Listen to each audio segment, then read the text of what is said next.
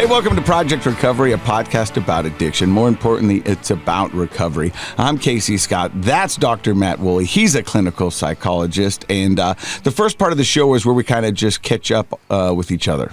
Yeah. And, then we usually end with Matt's Mental Health Minute, some information that you bring, because you're a statistics-driven guy. You like numbers. I was looking at a bunch of them earlier today and having a good time. Now, let me ask you this. Do you like numbers because numbers don't lie? Or what is your infatuation with the numbers and kind of that style of psychology? Well, I like to know that, well, let's be honest. There's a lot of frou-frou psychology out there, and some of it we don't know if it is real or if it's just someone's opinion. So I think if you are, if you go to graduate school and you're a professor like I am, a clinical psychologist, you want to be able to measure things. So science, right? Mm-hmm. And obviously there's more to it than just numbers, but numbers help you know where you're at compared to other people, and statistics can be manipulated. But, I was reviewing some personality testing with somebody this morning, and it was really great because we were able to clarify what's a problem, what's not a problem, and I think they left feeling kind of relieved and informed about what treatment they need, and it made it clear to me. So I love measuring things, and that gives you a place at least to start. And you said, a lot of things out there are kind of foo-foo and no real science behind them. But in the world there's a lot of that. But in the world of recovery where I live, sometimes that frou-frou stuff makes sense to somebody. Now, I'm just playing devil's advocate for this because people call me and go, hey, what are you doing? And I go, I'm doing what works for me. There's no science or there's no reason why it should work for you. It may not. That's not true. It's not? If it works, yes, then it's measurable.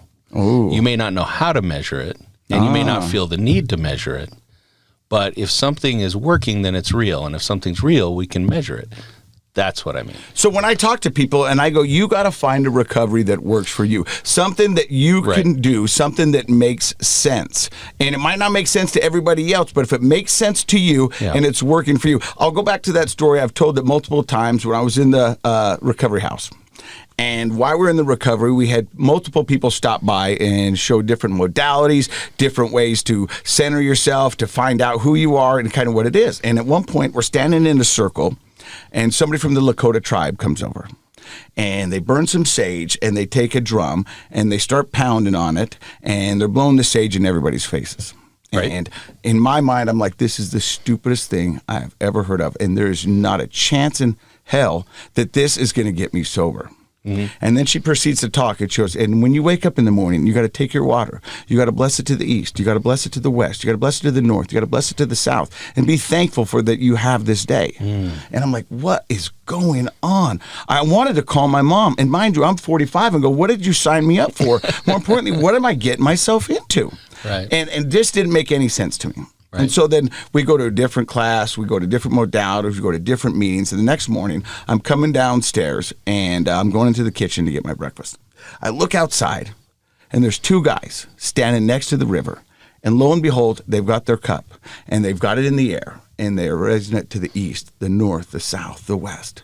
And they're thanking for having another day. Yeah. And as these guys are getting ready to walk in the house, I was going to light these guys up.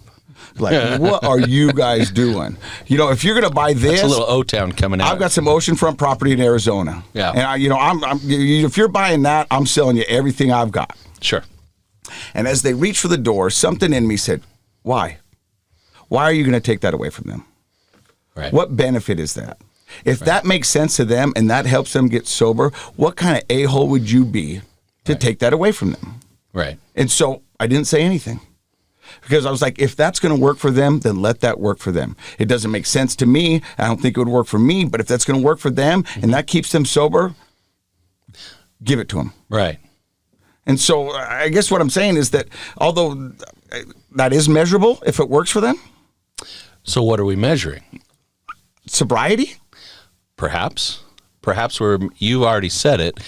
maybe we don't have to measure the prayer that they said or the sage, but the mindset shift that created gratitude. And there is a ton of research on gratitude that shows that it decreases depression, increases optimism, and people get healthier and happier when they practice gratitude every day. That's measurable. So perhaps the ceremony was a vehicle to help them shift into a mindset of gratitude. And perhaps today they don't do that ceremony every day anymore, but if they've retained an attitude of gratitude, then perhaps they're still sober. See, Scotty, that's why he's my friend. He's wicked smart. He's wicked smart. So we have to know what we're measuring, but I do think that there are sometimes things that are taught on social media or that are just work for one person's experience, and I wouldn't take it away if it works for one person's experience. But I, as a mental health professional, wouldn't try to teach that to everybody if I can't measure that it has predictable outcomes. I do know that gratitude has predictable outcomes, and they're very positive in a person's life. But other things may work on a case-by-case basis, but they may not work for enough people for a professional to teach it to others. Well, that's a perfect segue into our next topic, and that is May is Mental Health Awareness Month. Right. And every year new words enter the lexicon, and, they seem to be buzz things going on. It was being authentic or being present, being now. But it seems nowadays more people are addressing and talking about and dealing with and helping with mental health. For the longest time, the term mental health had a negative connotation where it was somebody who was sick or wasn't right, or it seemed to be a scapegoat for everything that's going wrong in people's lives. Yeah. And a lot of those things are true, but some of them aren't. And what we want to do is be able to address mental health. So when somebody says something to you like, what is my mental health? What is mental health? Oh, it encompasses a lot of things. I think it's how you feel emotionally. Do you feel stable and good emotionally? It's your style of thinking. We call that cognition in the business. Like, are you in an optimistic, positive state, or do you struggle with one of the things I work with people on a lot are called negative automatic thoughts. Those negative thoughts that pop into our head all the time.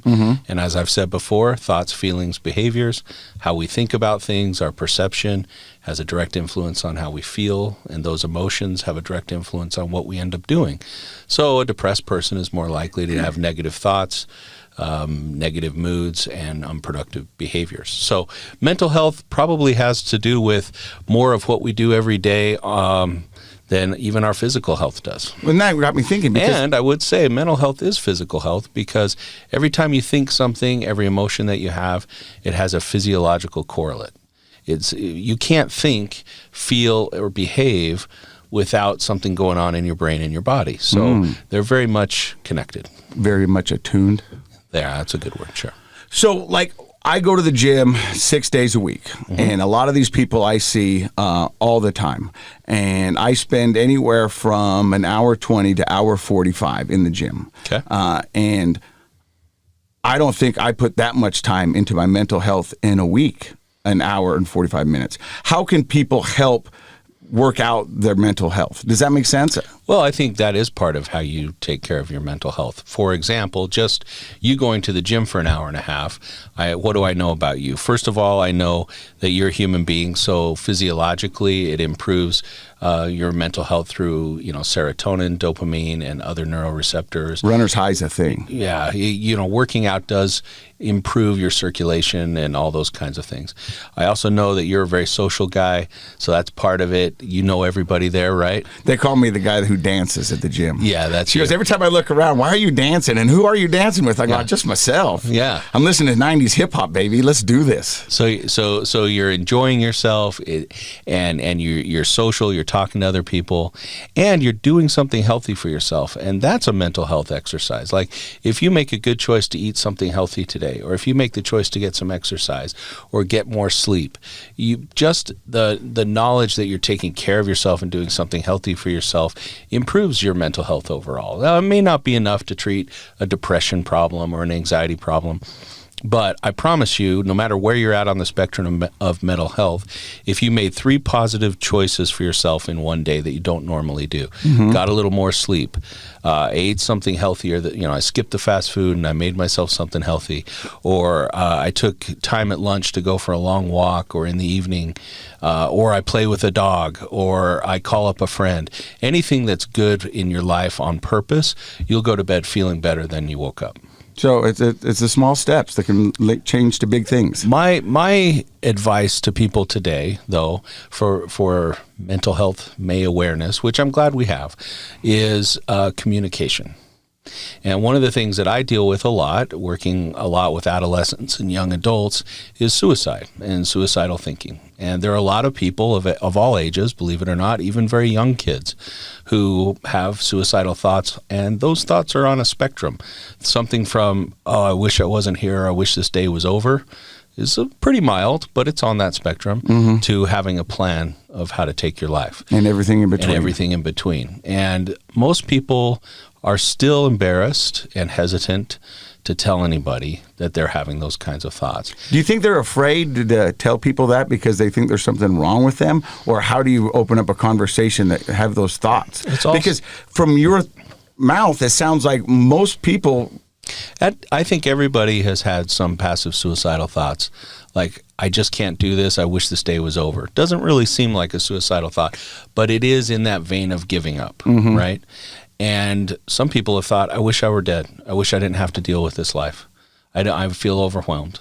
And most of us work through some of those things, but we work it through better when we have help and support. There's a thing going around on text right now that people do. It's called FML.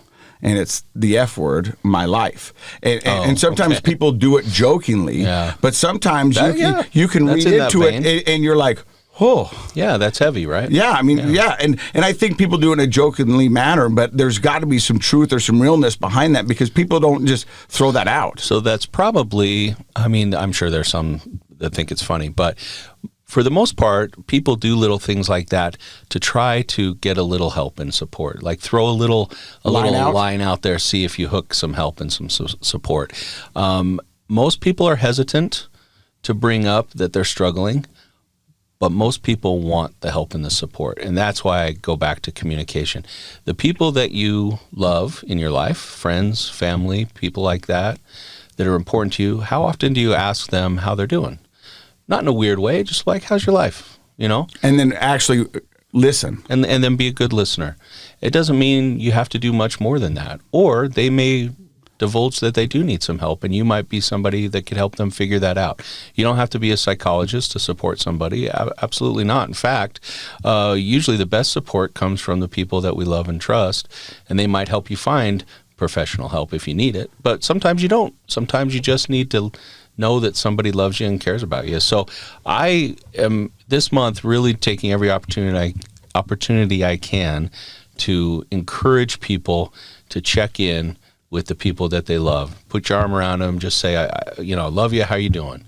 Tell me about how you're doing. And be willing to model that. Tell them how you're doing. Yeah. And if you don't see them in person, slide into their DMs. Sure. Just be like, hey, just check in. Let technology work for you. Because that's what's so cool about Facebook is that, you can really connect yourself with people that you've known for the past 30 years, and just reach out and go, hey, look, you know what? I just thought of this funny thing that we did 20 years ago. Just wanted to check in on you and say, hey, how are you doing, man? I grew up in a small town, Morgan, Utah, with class of 105, graduated in 1990. To this day, they're some of my very, very favorite people. I saw on the Facebook you were hanging out with two guys you went to high school with at a soccer game. Yeah, so my good friend Amy, her son was playing in the state championship for Morgan High School, and my good friend Dan called me up and told me they're playing. Why don't we go support Amy? And so we went and did that. And another good friend, a couple friends from high school, we went golfing in Mexico recently. Like, I love these guys, and Facebook that's the good part about social media. The social media gets a lot of hate for good reason, but I'll be honest with you, it's a great way to connect with people, at least start a connection or reconnect, There you go. Yeah. I love it. So May is Mental Health Month. Mental Health Month. I can't even say it, apparently. I'll get it out. Yeah. So reach out and connect with someone that you haven't seen for a while and just ask them how they're doing. Just talk. Yeah. We've got a wonderful show for you today. We've got skiing royalty in the house. I know. It's exciting. His name is Scotty Hoffman. Scott, how are you? Good. Very good. Thank you. And you've been sober how long? 15 years, 6 months, give or take a few days. Right. How long were you partying for? 25 before that. 25 before. And we're going to find all about Scotty's story and his journey. You're listening to Project Recovery.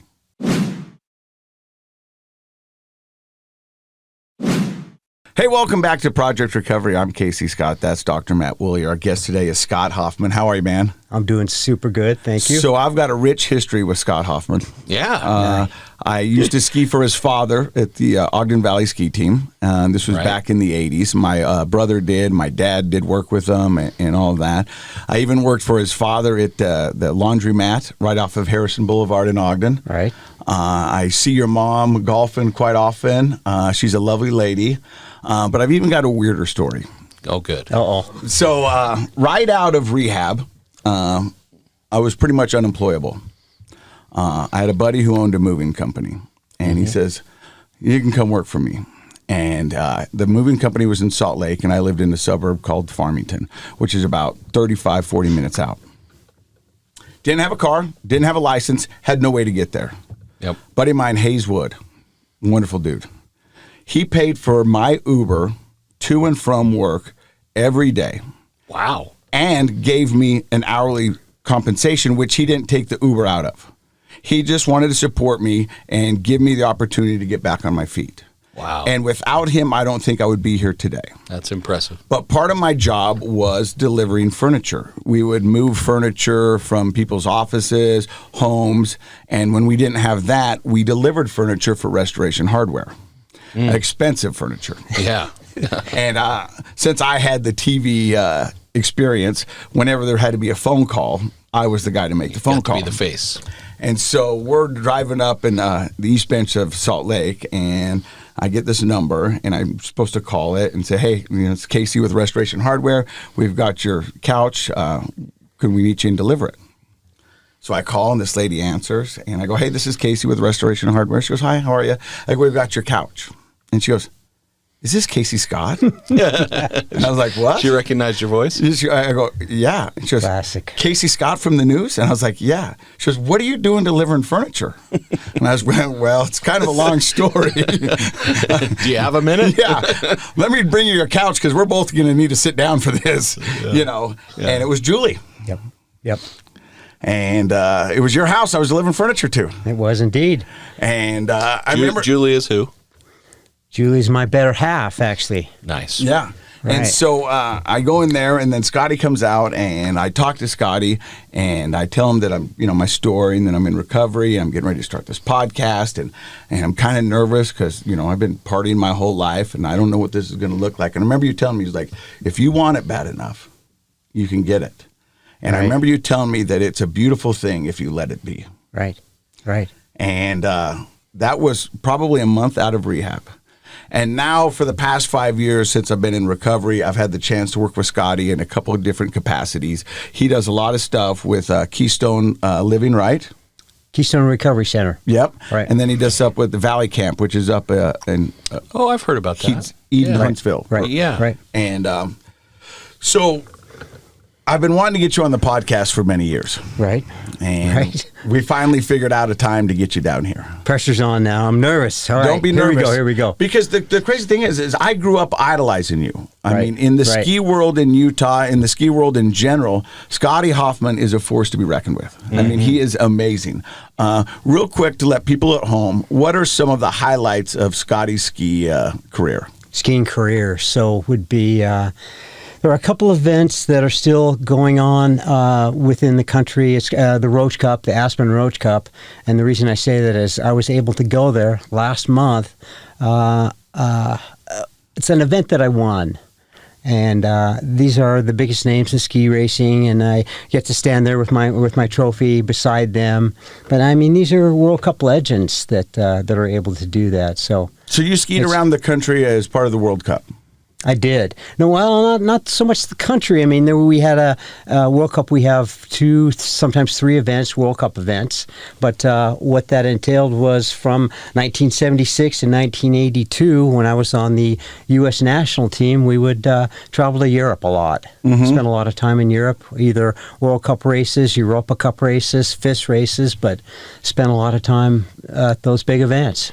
We're going to get to your ski career in just a little bit, but Gotcha. Where does the story of Scotty Hoffman begin? I'm an Ogdenite like you. Yeah, the biggity O. Oh, big O for sure. But I was born and raised in Ogden. Mom and Dad were Hoffman cleaners, not just Hoffman cleaners, but they were just good old Ogden people, right? Mom, my lovely mom, and also 2 sisters, Heidi and Kathy, that eventually ended up being incredible ski racers, represented BYU, national champions, right? That type of deal. So, but I was born and raised in Ogden, and I must say, if I could, born and raised to be an Olympic champion, World Cup champion, or whatever. Dad was a ski instructor, ski coach, as you were pointing out.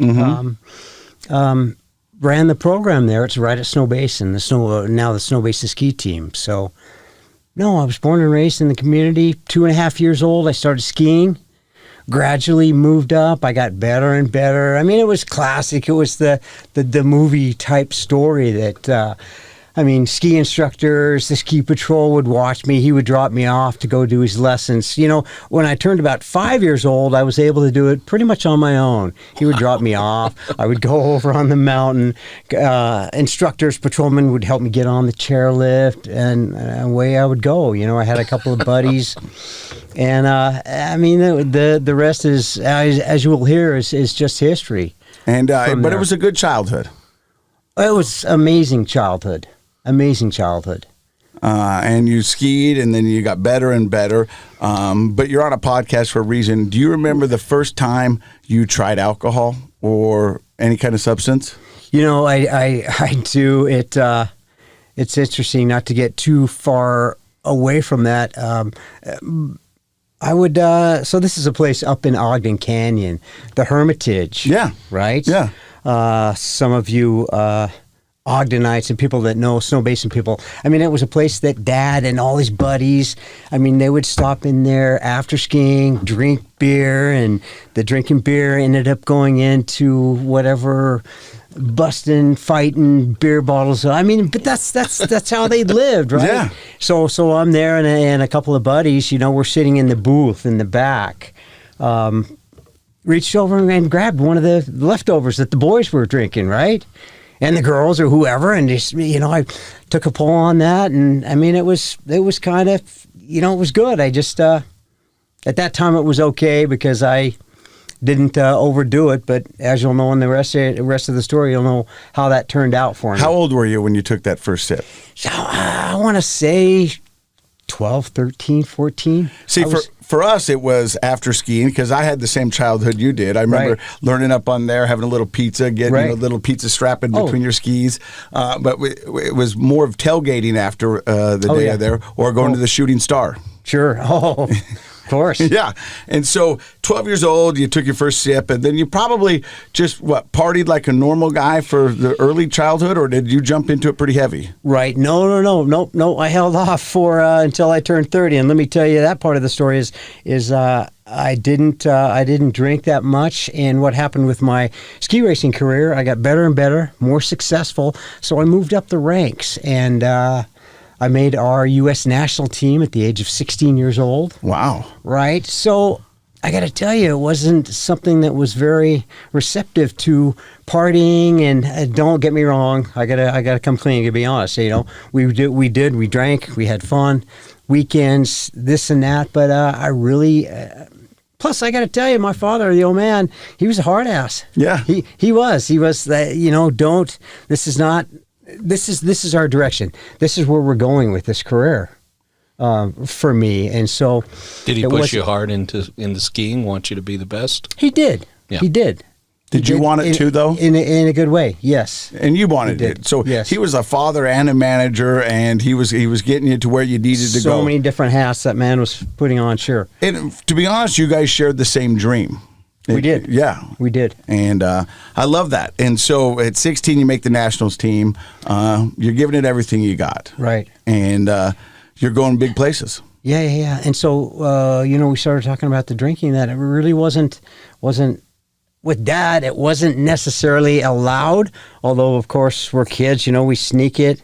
I got caught in Mammoth Mountain, California, with one of my dearest friends, Don Beck. We travel there. We snuck some beers in a cooler at a motocross race that we were back there, and sure as hell they caught us, right? Right? Party's over. Pack your stuff. You're going home. But that was about the extent of it then. But so what happened is, it didn't really pursue.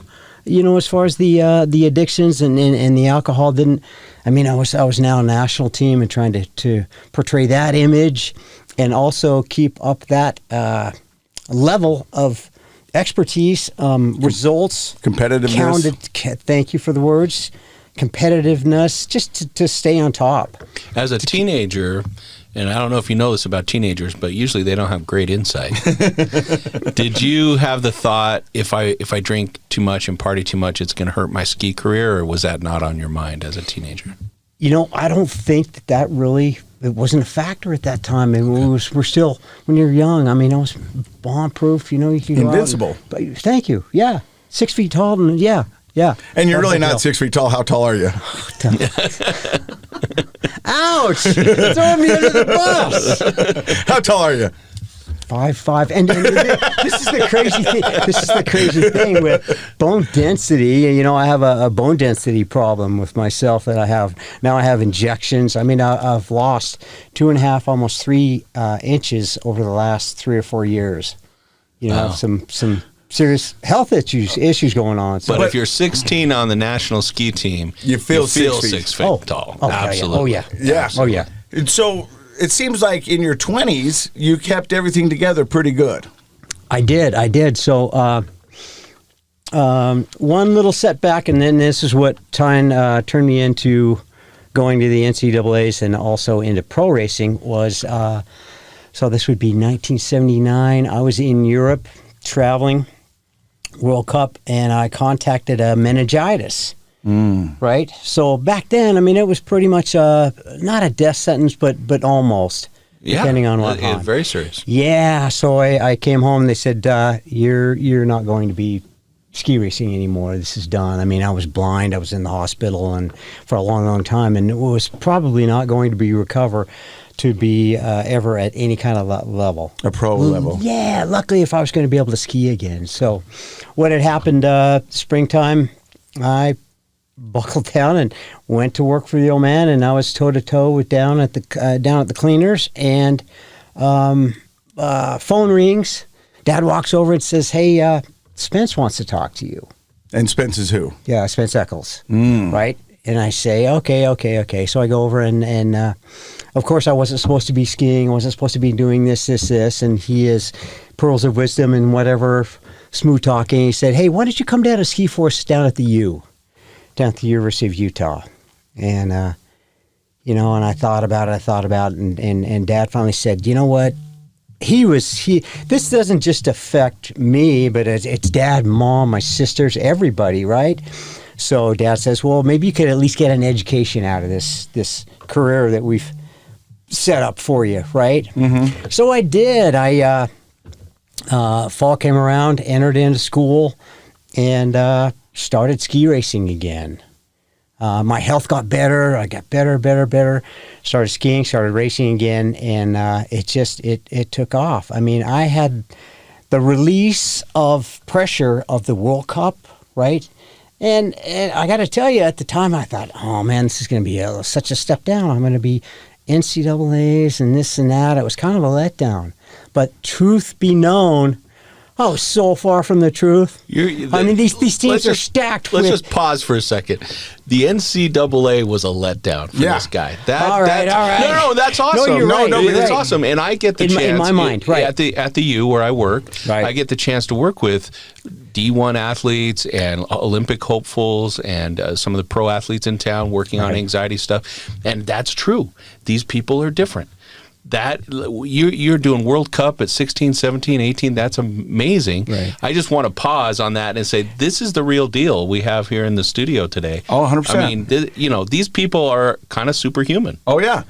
So you're now doing wonderful things for the NCAA. Right. So, yeah. But I thought it was going to be such a letdown. But it was the best thing that ever happened to me. It was the funnest year of ski racing that I had to that point, right? So I'm with my college buddies, my Norwegians, every national. They're stacking these teams, especially now. If you look, I mean, these are Olympians, medal winners. But it was going on back then too. But then, I mean, the friendships and of course my drinking skills. Let's talk about drinking some beers. Oh my God! I mean, the Norwegian scroll. That's one of the prayers that I was probably taught then. Yeah. But man, we had a killer time. I won a lot of races, and not just my success, but it was NORAM races. These are North American races. Slalom titles that I ended up just because I was going to college, right? But it worked out. It worked absolutely wonderful. I ended up at the end of the year. We won the NCAAs, University of Utah. Go Utes. There you go. Right on, whatever. But I won the slalom, was second in the GS, won the overall, and our team, that was our first University of team title. Cool. Spence Eccles loves that story. But anyway, so at that time, I had, I think I said on ESPN on an interview, I wanted to turn pro. I said I was done, right? Yeah. So I did. I turned pro and jumped into the pro gates. Rookie of the year, first year out of the start. Wow. Second overall, top American throughout the next quite a few years. And does the partying continue with the pro circuit? Yes and no. So I still had to hold on to that image in the beginning. I guess so. This is great. You caught me, and I have to backtrack a little bit. In those first couple of years, no, because I was still so dedicated. I mean, national team coaches, dad, whatever else. I mean, it was just the only way I was going to be successful as a pro to keep doing the same thing. But I kind of let my guard down a little bit. I owed it to myself, right? I'm pro. I can do this. We had Friday afternoon. I would sign posters, right? Go to dinner events and pro-ams and this. I mean, there was drinking, whatever else, and all some of the other stories that you probably know about and hear about. Yeah. I mean, it was going on. So I started partaking as those years went on. So there was a 6-year span. So second, third, fourth year. And then what happened is third year into my career, in the pro career, I got injured. I blew up my knee, right? And that's devastating for a skier. Devastating. And I had already had one previous. Ended up for the next 2 or 3 years having the same problem. So I would miss half a season. I would try to come back, work my tail off trying to get back, of which I did, but never to that same level that I was at before. So I started being I was kind of the pro-am guy. I would schmooze with some of the donors and yeah. So so I started getting good at that. So basically becoming the face for the ski industry. Right. And traveling around and getting people excited and doing promotion for upcoming events and stuff like that. Coming events and some of the sponsors and donors that I still had. I think it's interesting is that you said, the only way to attain this kind of success is if I keep doing what I'm doing. Right. But then you got to a certain level and you said, but I deserve this. Yep. Oh. And that's an addict brain, and that's how we talk ourselves into it. You know what I mean? Is that, come on, man. Look what it's a reward. Yeah. Sure. And you probably saw it as a reward. Or entitlement issues, right? There's entitlement's huge. Yeah. For addicts, entitlement is huge. Right. Well, I think one of the things, you can tell me if you think this is true or not, but it shapes how you think about what you're entitled to when you're out signing posters for people. Oh, right. Regular people don't have anybody asking them to sign a poster, right? Right. So it means you're special. It means you're somebody, and it starts to build that ego, and the ego gets bigger, and the ego thinks, I can handle anything, Right. including getting messed up when I want to. Right. Yeah. And I'll just a bit backtrack, talking about autographs. First autograph I signed was over in Europe. I mean, they didn't give a squat about what we were doing here in this country. You go to Europe, I signed my first autograph on the side of the Autobahn in West Germany, right? I thought that was the coolest thing, and then when I started it's pretty doing cool. No, it's super cool. Looking at it now, and of course the cute little giggly girls are like, "Oh, can we have you?" And of course And it was in German. You're a celebrity. Right, in their mind, I mean, it was like football. Yeah. To them, Yeah, skiing. that's their sport. And then now, so when I'm telling you the story about signing pro posters every weekend, it's like it was kind of a nice reminder. I mean, that's how the progress had gone. Sure. So now you've damaged your knee. You don't think you'll ever ski as competitive as you once did. Right. And so now you're becoming Good Time Scotty and helping out with advertisers, donors, and events and stuff like that. Does the drinking start to take over then, or? Yeah, well, let's talk about some entitlement issues. So I announced my retirement in 1989, right? Do I go back a little bit and throw in... Sure. Throw in a second wife in there on that last year on the pro tour. Cute little snowy snow bunny that traveled around the tour with me, came back, and we eventually ended up getting married. But where was I? Help me out. No. So you announced your retirement in 1989. Right. So How old of a guy were you in '89? how old? What? How old were you? In 1989. Your age. 29. So that's what I knew. I knew he's going to still.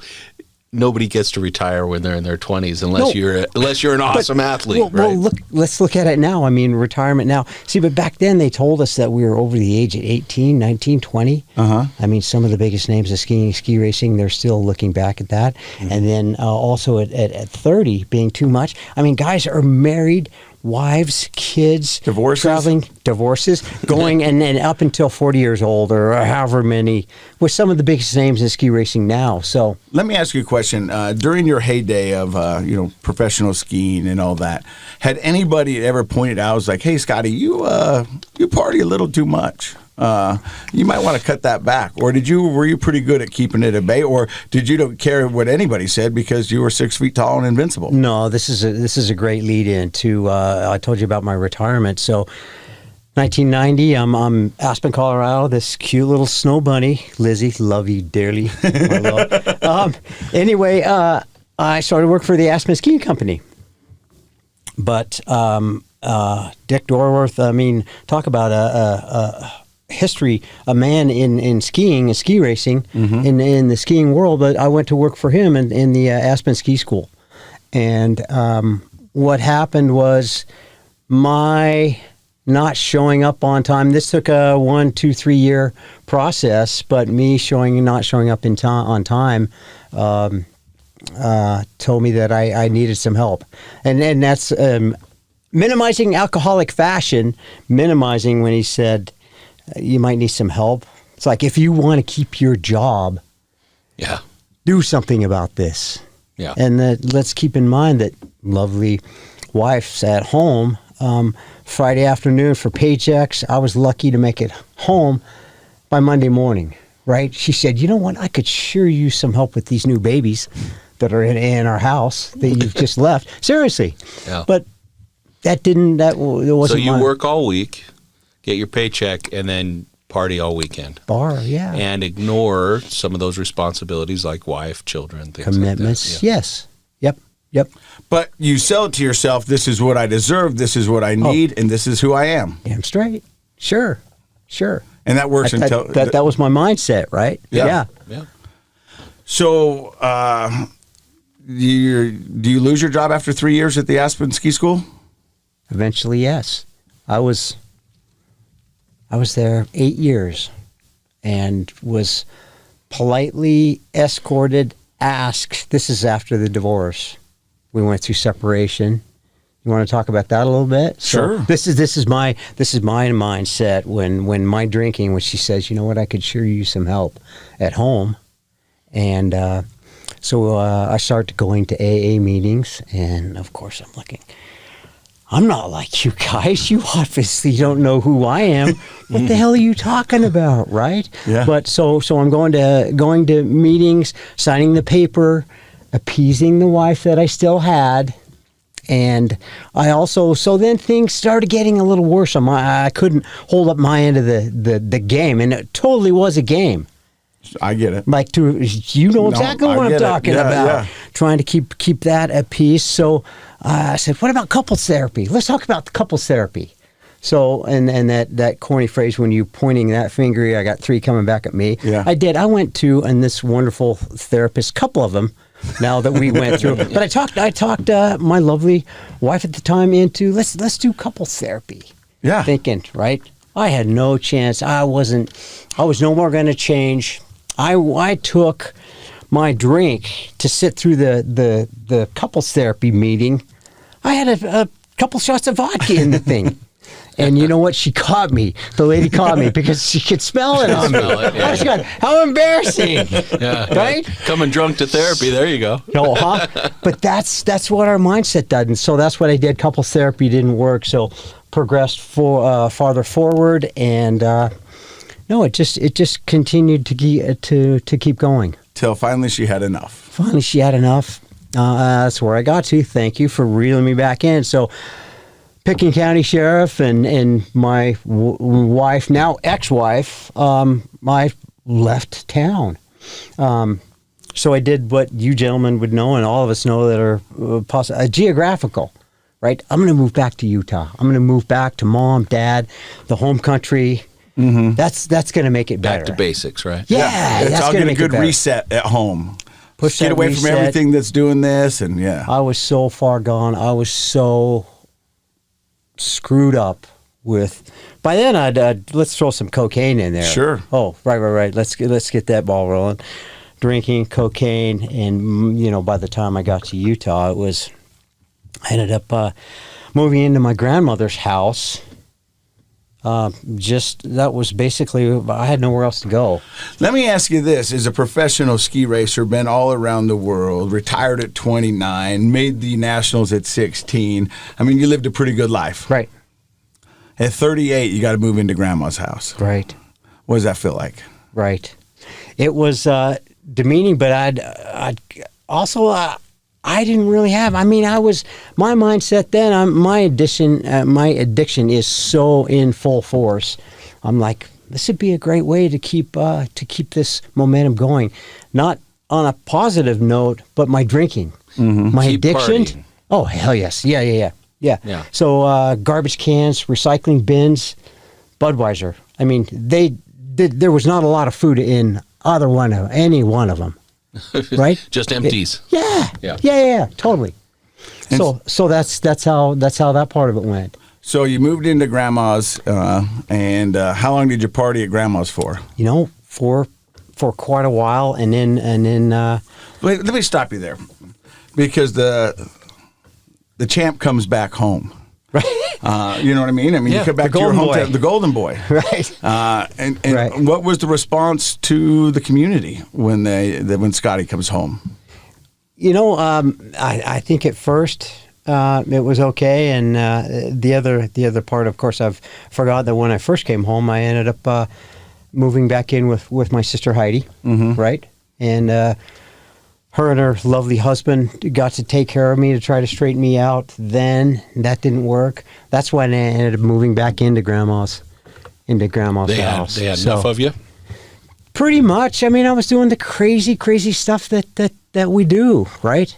Not an excuse, but it was just not a good look. I was devastation, destruction that I'd started back in Aspen. It continued on with Heidi and Gordon, then my mom and dad.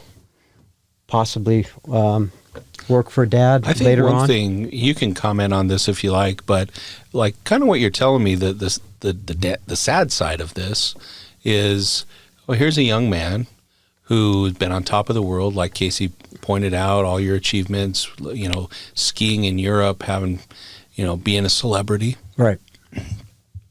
Lost it. Right. Resent the knee injury, resent the loss of the pro career. Marriage, lost it. You don't have that connection anymore. Good job in Aspen, lost it.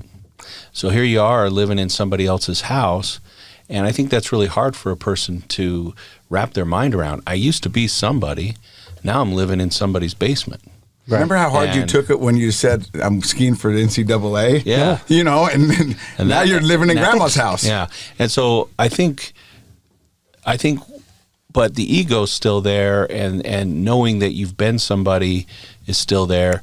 I think one way that people deal with that sort of, for lack of a better term, trauma and loss and grief is to deny it and keep partying. I don't want to think about this. I don't want to recognize my fall from grace. I'm really not a celebrity. Nobody's coming over to grandma's asking me to sign a poster anymore. Right. But we don't want to admit that to ourselves. And so drugs and alcohol kind of keep us numb. And the other part about that is, I can tell you from experience, you surround yourself people who do not have your best interests at heart. I mean, you start hanging out with people you normally wouldn't hang out with and doing things you wouldn't because there's no pressure there. You don't want to party in town and see somebody who knows dad or mom. You don't want to party and, you don't. So you start hanging out in not good places. Right. No, exactly. You're telling my story. Well, because I lived it. Yeah. I mean, I've got my own version of it. For sure.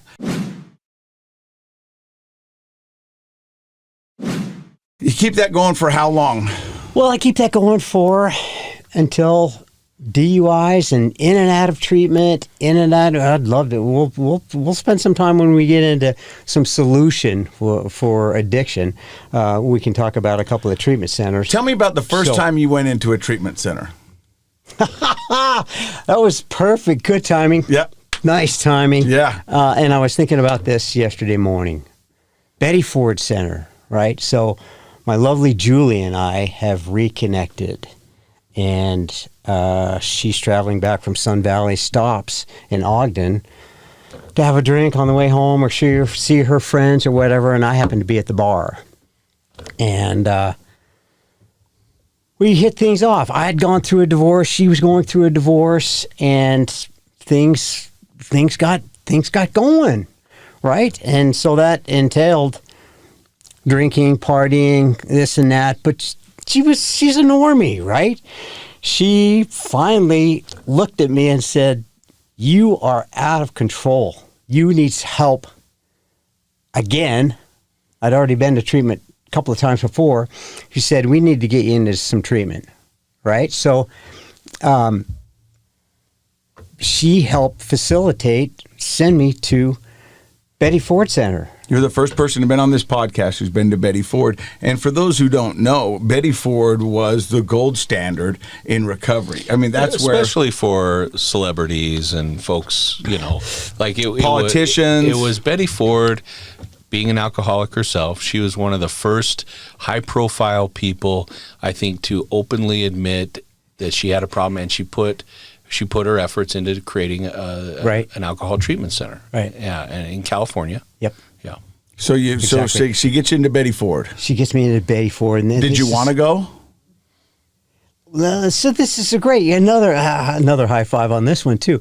The idea. So Julie and I mean, she goes to a lot of functions, social functions, fundraisers. I mean, we're out. Oh, I know. I've done tequila shots with Julie. So we're going to fundraisers where, I mean, there's parties, there's this going on, and honest to God, gentlemen, I went to Betty Ford with the intention they high paid professors are going to teach me how to drink responsibly. Honest to God. So that was your expectation. That was my expectation, to try to, rather than that, I wasn't going in cold turkey. I wasn't going to quit drinking. I mean, it was kind of crazy thought. This is going to love this. This was so bad. This is, if you think about how many thousands of dollars somebody just paid for me to go to treatment to get my together, right? And get my life back in order. I drank on the plane on the way home. Seriously, this big book This is a $30,000 big book. Honest to God. I drank on the plane on the way home to test the waters, to see if their teachings, my new $30,000 big book, worked. Yeah. And it didn't. I failed miserably. Spoiler alert. It didn't work. Spoiler alert. Yeah. I mean, I made it maybe a week, 10 days. I was back at it. Casey, you gentlemen know that it doesn't let off. Right. It just continues on. But isn't that interesting? That was your mindset, and back to what I said at the beginning of the show: thoughts, feelings, behavior. How we think about things determines all the rest of it. And your thought was, I'm not going to go be sober. I'm going to learn how to drink like a gentleman so I can keep going to these functions, and I want to be able to keep drinking. And so as soon as you got out on the plane ride home, you were testing your hypothesis. You never changed your mindset. Oh, no. So you come home, in about 7 to 10 days you make it, and then you're back at it. Oh, yeah. And Julie's probably not too happy. No. Oh, no. And that poor woman, not a funny statement. It's stuck in denial, right? So she went through this for the next, I don't know how many years, how many treatment centers. I mean, do you know how many you've been to? I'm gonna say a dozen. Some of them I did so well at the first time I got to go back, and I'm being a smarty, you know what, for Santa like this. I went back 2 or 3 times. Valley Camp, I'm alumni at Valley Camp 3 times. Betty Ford once, Sierra Tucson, the Cirque Lodge. Been there. That's right, Yeah. right. I mean. Lindsay Lohan went there. Thank you. She was. Oh. Well. Anyway, Family Week. We had an interesting. Yeah. But that's the way it. But in 2002, you go to another one. Right. Which one was that? Right. So you're bringing up that story I told you, aren't you? Yeah, well. So this is actually 2001. Yeah. 2001. This is Snow Basin, state of Utah. We are gearing up for the Olympics in 1 year, right? So... And who knows skiing more than you do in your family? Right. My drinking had escalated to the point, and I can remember this plain as day, standing at the front door with Julie, that 1 year, that was our goal, 1 year. This would be 2002 Olympics, February 8, 2002. So a year prior to that, she had sent me that's where we went to Betty Ford. Okay. Right? So after that, I was in and out. I didn't make it. I made the 1 year. Casey and I were you and I were kind of joking about it. I'm like, I got my 1 year. I'm good. I'm up prepping for the Olympics. I'm on this wonderful team. We're setting up the downhill, side slipping, doing all the cool stuff that, in my mind, dreamed that I someday should have been there. Right? But 1 year anniversary, birthday, coin, my chip that we get in AA. Mm-hmm. And that was on the 8th. I'll bet you by the 15th of February, I was drinking again. I did. I made it. I did. That's all I needed to do. Well, there's a lot of people who think that 1 year is the milestone. After a year, I've figured this out. This next time's going to be different. Right. Because, look, if I really had a problem, would I be able to make it a year? Right. And that's the lies that we tell ourselves, is that, I made it a year. Real alcoholics can't make it a year. Totally. And they're two different things, Right. But that's the way we sell to ourselves. Right. So by the 15th, you're drunk again. Yep. Yes. So let's go to the last time you went into a rehab. What were the circumstances that brought you there? This is, I don't know if you planned this or if you do this. No. Last time I went into rehab, my last rehab that I went into was prison. Really? Right. I didn't know. Right. Yep. So in and out of the program, in and out of the fellowship, in and out of detox centers, and then jail. How many times I went in and out of jail, and then finally I was sentenced to prison. For how long? A year, 12 or 14 months. I think with good behavior, I got out a little bit early. I'm guessing you missed the Olympics. No. I saw the 2002. No. I did. Okay. I did my part, man. Okay. I did that. That's when my entitlement issues. We keep bringing up that terminology, but I was good. So, do you mind asking what you got sentenced for? I mean, it's DUI. DUI. DUI, and of course, not one. And, for 3 DUIs, it was a felony. And it's classic. I can see the guy. And this is the cool part of this story is it was Judge Dutson up in Weber County. Yeah, I dated his daughter. Annie. Oh, more story time. I love it. Yeah, I did. Super cool. I went to high school with her. Right. Yeah, we were on the right. swim team together. Gotcha. Yeah. Gotcha. Anyway, for go before Judge Dutson again, he gave me a chance originally to go into work release. Right. I spend my nights in jail, wake up in the morning and go out and go to work, come back and check back in. I went from his courthouse to top of the Ben Lomond Hotel. I was roughing it. Yeah. You and I are joking and laughing, right? I was far from it. But so I didn't make it from there because, of course, I had to celebrate because I wasn't going to Prison. Yeah. Right? Far from it. I went 10 days. I had mom, dad, sponsor, dear friends, my sister Heidi, a bunch of people knocking on the door, wellness check. I mean, that's how my drinking escalated, right? So when I went before Dutson again, he did. It was classic. He'd peek over, those squinty little glasses that I put over the side. He looks over. He said, "Well, Mr. Hoffman, you leave me no choice." And he's looking over the prosecutor. He said, "I know you told me so." Meaning, prosecutor told about me. They warned him. They said, "No, this guy's." Don't give him a chance. Don't. Yeah. This is wrong. He's going to let you down. So, nope. So he did. He boom, gavel goes down, and I don't look good in orange. Yeah, I get but it. Damn straight, that's what I was wearing on my way to Provo. And so you Draper. got sober. You got sober in prison. I got sober in prison. Do we want to keep going with this? Okay, so I'm going. I'm like head still trying to wrap my head around this. So when you go to prison, you are locked down 23 of 24 hours a day. Right? You get out for an hour. You get to make a phone call, take a shower, or whatever, and this is great because see, before that, people had finally fed up with my BS. Ex-wives, kids, parents, Julie, collect calls from jail or prison wasn't happening. But by the time I'd gone to prison, that 1 hour that I got out, the phone call, of course, I was calling Julie, and it took me a couple of tries. I did, and then I'm almost embarrassed to say, but of course, I was asking how she was, and thank you for taking my call. But I'm quite certain I asked her. I said, "Hey, can you call John Huntsman? Good friends of hers." And I said, "Call." He was governor.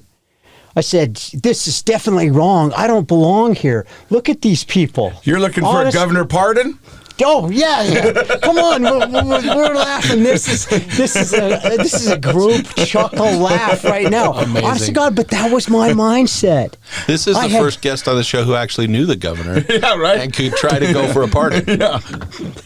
No, but it was crazy, and I was quickly shut down on that. And but I got to tell you, things started to change in my mindset. Not to mention stories about my cellie on who murders and other people that were around, and sitting in the dentist chair when I'm having some dental work, and what craziness that he had gone through. But things started to click for me.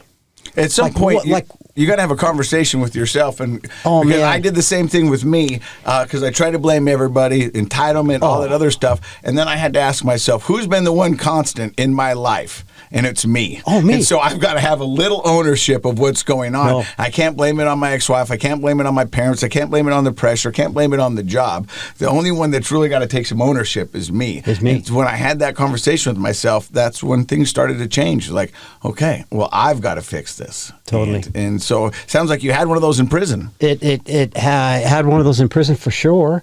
And things just started. I told you that was the last treatment center that I went to.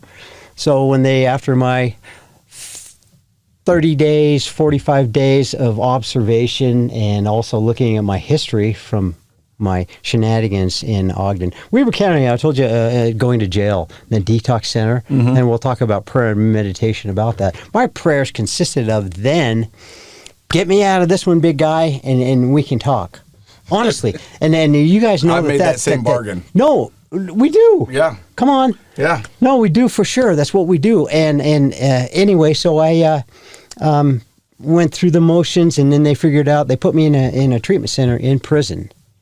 Right? So they recognized you had a problem, and they took a little mercy on you and said, let's get this guy into treatment. Right.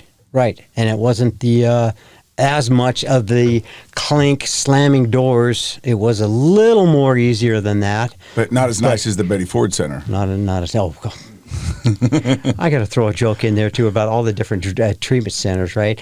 So I'm going to rate the food at the Betty Ford, the beds in Sierra Tucson. Cirque Lodge has the best. So anyway, bring me back. Cushy, bring me back. So anyway, back to that.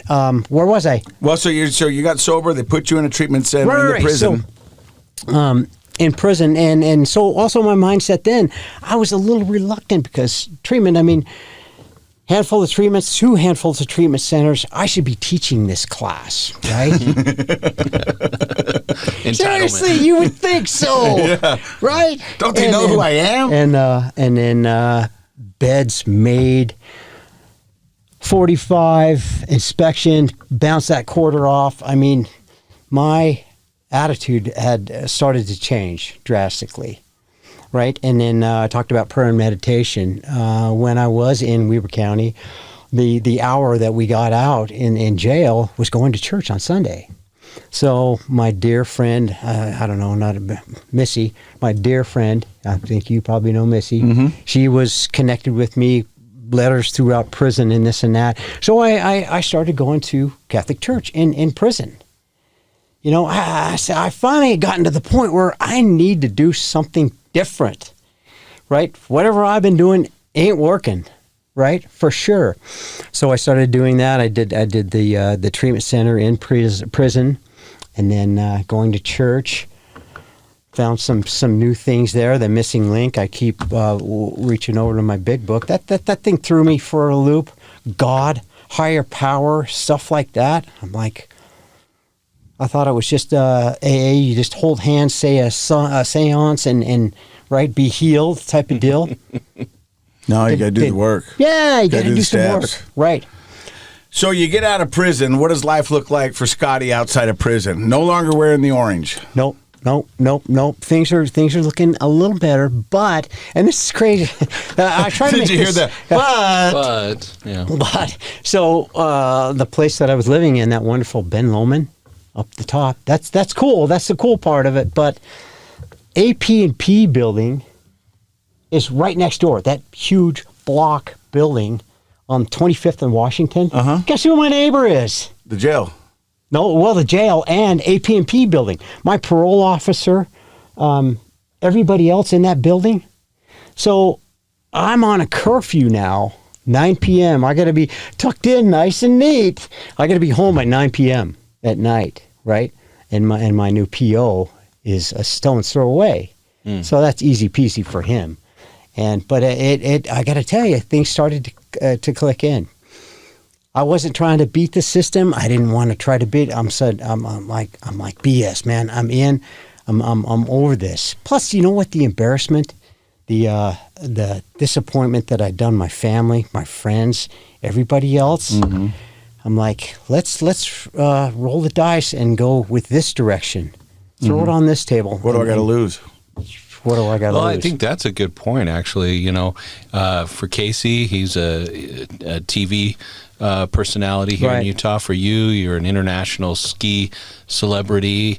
You know people like the governor and the Eccles. And so when you embarrass yourself, you have a much bigger audience. Oh, man. You two guys than the average person. And I can imagine that at some point sunk in and you realized not only did I screw up and hurt my family and friends, but a lot of people saw me do it. Yep. So you start to go down that direction. Things start clicking. Right. How do you get involved with Keystone Recovery and the Valley Camp? Oh, You are so good at this. I don't know. I've been trying. It's not your first day in camp. He's a professional. Jeez. So what happened was my sponsor sent me back to my meeting, the Valley Camp. He said, you get that GSR position back. GSR, General Service Representative, of which represent Valley Camp in our district up in Brigham City, represent Valley Camp. So get your butt back into service work. The first thing he told me, he said, I want you to go to the Saturday morning men's meeting at McKay Hospital. Right? I want you to walk over, introduce yourself to a newcomer, ask if there's anything you can do for him. Get him involved in the program, see if there's anything, if he needs a big book or whatever. And then eventually, when I was able to go up to Valley Camp without a travel pass from my parole officer or something like that, he said, I want you to get that GSR back. That position back, right? Mm-hmm. So then I did that for 2 years. And it was another classic story too. So I would get to go to all these different treatment centers to check in. And when I was going there, whether it be Ogden Regional for their treatment center or somebody else's, another hospital or another treatment center, I would walk in the door and they kind of start to smile and say, Scotty, we don't have any beds available. No, they thought I was coming. Seriously. No, I'm here for you guys. They're like, oh, no, Scotty's here again. Right. That's great. And I said, no, guys, I've turned the page and I'm trying to do something different. So what does life look like for Scotty now? You know what? I have to tell you, it's you could make a movie of it now, and not to be too bold, but it's not to make a movie of, but it's just doing the right thing. Mm-hmm. Waking up in the morning and doing something for somebody else. I know that guy, that makes a lot of sense to a lot of people now. Didn't for me for a long time. Yeah, no, I mean, I think we in our addiction, we become so selfish, so egocentric, right. And it's blaming everybody else. But service right. is a key part to recovery. That's why I love doing this podcast. This is part of my service. This is giving back and letting other people know that recovery is possible. And there's many different ways up Sober Mountain, and there's a lot of people doing it, and they're here for you. And people always go, when they reach out, why did you pick up the phone? Because somebody picked it up for me. Right. And so that's the promise I made, and that's the deal I made. And so if somebody wants to know a little something about recovery, and if I can help you in any way, that's what I will do, because somebody did it for me. Me too. I get so many calls. Not a lot, but enough calls from friends, family. Hey, listen, I have a family member or a friend that needs some help. You know, wonderful lady from California called me, a dear old friend, national team member, said, hey, I have a friend. We need to get him some help. How can you help? I'm there. I mean, that's the easy peasy. And then the other part of the nice thing to say is that you realize me helping you, you're actually helping me. Yeah. I mean, that's the thing. That's like a newcomer. That a newcomer is the most important person in the meeting. Right? And for me, the selfish side of me reminds me this disease is alive and well out there. Mm-hmm. For sure. Right? It's thriving. Thriving. So real quick, Valley Camp is what? Valley Camp is a men's inpatient treatment center that, you can go 30, 60, 90 days, stay there, and then a nice lead-in for my next, the other project that we're involved in, a Keystone Recovery Center, transitional housing. And we, after you graduate there, and you don't have to go to Keystone, you can go anywhere where else fits on your treatment plan, on your release plans, where we can put you. But that's usually the way it goes. Scotty, why is transitional housing important? Oh, excellent. Dr. Matt, talk about being on it. For him. Oh, get that one across there, for sure. But transitional housing. The success rate, and there are some facts and figures in that little booklet I brought, but you guys know the statistics. Success rate 13% goes up extensively extensively with transitional housing. Well, because the reality is that so many people go to a recovery center. And they'll get sober, they'll spend 30, 45, 90, whatever it is. Right. And they get the pink cloud, and that's where everything's good. This is attainable, and we can do it. But then they go back to the same situation they left. Sometimes that's a toxic environment, not conducive to your recovery. And so you wonder, well, how are you going to thrive in a place that you failed before? Right. So a transition house is perfect because it will give you the tools and a safe place to stay while you figure out your next move. Yep. Right. Yeah. Totally. I love it. I think it's essential to real recovery.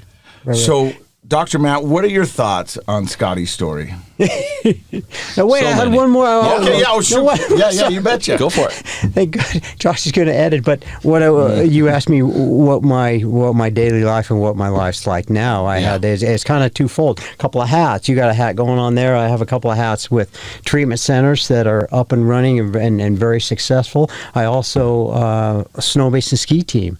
Snow Basin Ski Education Foundation, right? Absolutely love. I was born and raised there. You spent a lot of time around in the area, and you know what goes on there. But absolutely love it. So I'm all in. I sit on the board. I'm one of the head coaches, and part of the deal with that. So the group I'm with, they're the 10 to 14-year-olds. I try to teach them some skills, some ski racing skills, right? But I also want to tell you that's the make or break years.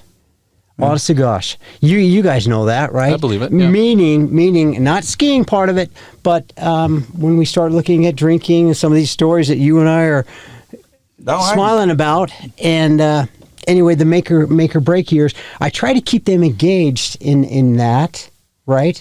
To do something on the snow, off the snow, to keep them engaged through those years before things take over, whether it be drinking, drugs, or something else like that. Helping them not go down that path. Right. Yeah. And if I may, because that path is pretty welcoming. Yeah. Especially when you're welcoming. that age. Yeah. I mean, your only currency is willing to do it, and you are embraced and welcomed into that world. Right. It's pretty easy. We're at a phase right now with the Snow Basin ski team kids that 14, 15, 16 years old. They girls, guys, so we start looking the other way and going back to school, not going to school, going somewhere else, moving. So we're losing a lot of kids like that. So if we can build that solid base now, that's what I try to do. And I got to tell you real quick too to finish up. I'm pretty sure you've never done anything real quick. I've done. I've done. I do an awful lot of fundraising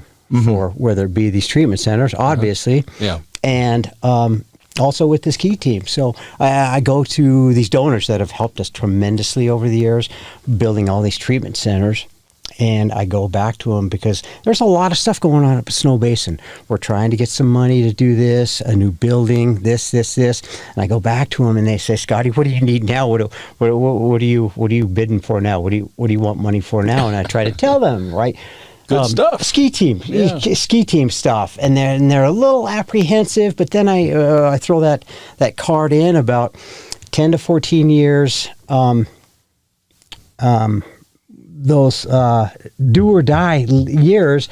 I said, help me keep these guys involved. Right? Sure. Doing the right thing. And so what we've done is we've set up a wonderful scholarship fund, the Butch Hoffman Scholarship Fund. I love it. Huh? In honor of your dad. Right. That I have very, very little to do with. It was a name and the money. These people love giving, and the scholarship funds goes to people economic that aren't able to actually pay to be on the ski team, so that they're not the snot-nosed brats that have the money to be on the ski team. Yeah.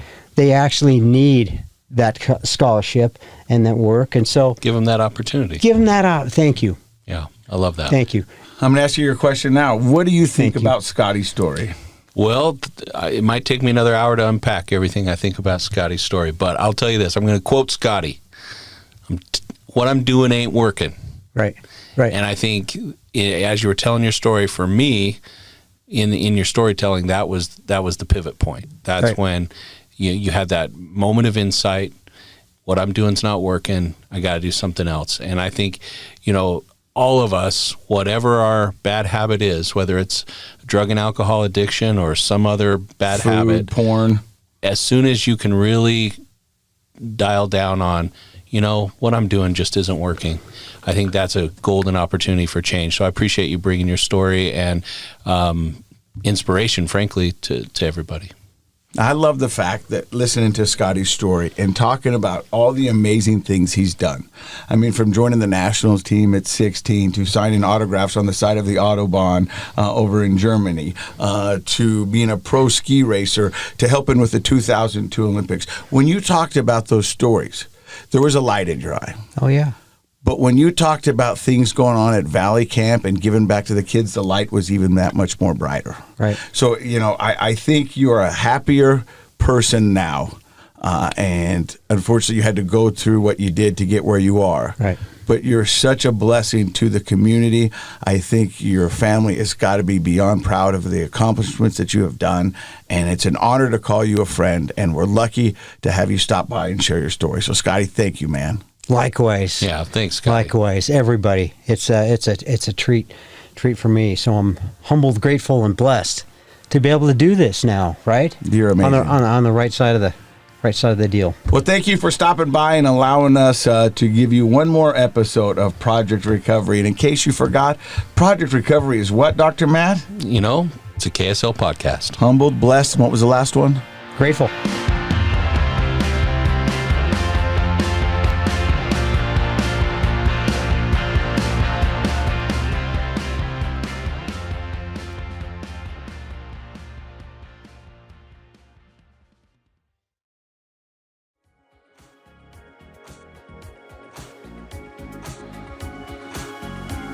The contents of this program are for informational purposes only. The program is not intended to be a substitute for professional medical advice, diagnosis, or treatment. Always seek the advice of your physician, licensed therapist, or other qualified health provider with any questions you may have regarding a medical condition. Never disregard professional medical advice or delay in seeking it because of something you've heard on this program.